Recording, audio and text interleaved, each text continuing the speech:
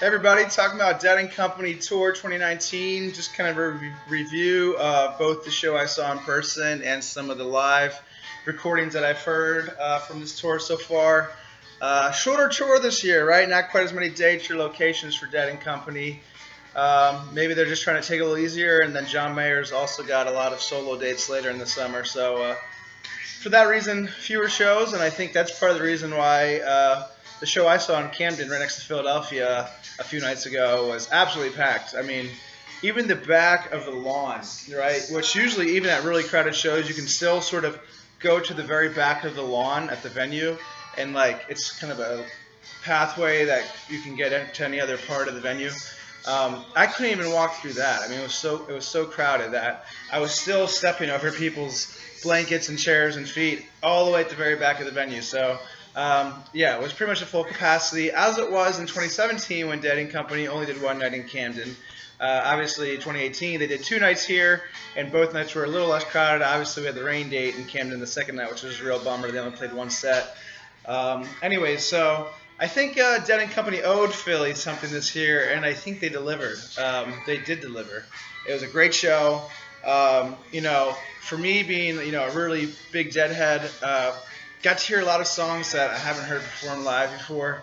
Lost Sailor, Satum Circumstances, Black Peter, The Music Never Stopped, Ship of Fools. So it was like a whole bunch of really cool deep tracks that we got in Camden. So I've been talking to Deadheads in Philly the last few days, and just like I have not heard one bad word about the show. Everyone was absolutely stoked about it. And looking online, it seems like people are pretty stoked about all the other shows they've done so far. And they started on the West Coast. They did those nights at the Gorge, which, looking at some of the social media posts, it looked like it was a pretty cool, cold weather those couple of days there at the Gorge. I saw people in Snugs and winter coats and stuff. I'm like, oh man, just because it's June doesn't mean it's warm in the Gorge, right? You're out there a little bit, so out there in nature. So yeah, I guess. So what do I think's changed? Like, I actually really liked Dead and Company when they first came out, when they first hit the road running. Those I think they started in Albany, right? Was that October of 2015? Then they did 10/31/15 at Madison Square Garden. Like, those shows are amazing. I love those. But some things that a few folks have complained about those shows was that John Mayer was kind of stealing the spotlight in those shows. He was kind of still a little bit having that front man kind of thing going. Whereas like this tour, I just feel like he's on cruise control, not in a good way. Like he's completely blended in with the band. You don't hear the band and John Mayer above the band. You really hear an even blanket. It feels like everyone has an equal part. And so I think John's really trying to honor the Jerry style as much as he can, and I think he's growing as a person too. I think he's developing as a person. He doesn't want to be solo John Mayer anymore. He still does, obviously, but he wants to be part of something bigger than himself as well. So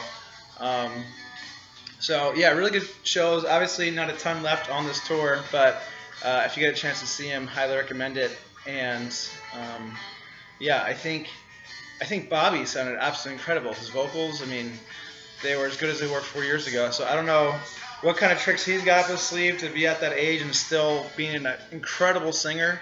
That's just absolutely amazing. I mean, he sounds like he's like 30 years younger than he actually is. So really cool.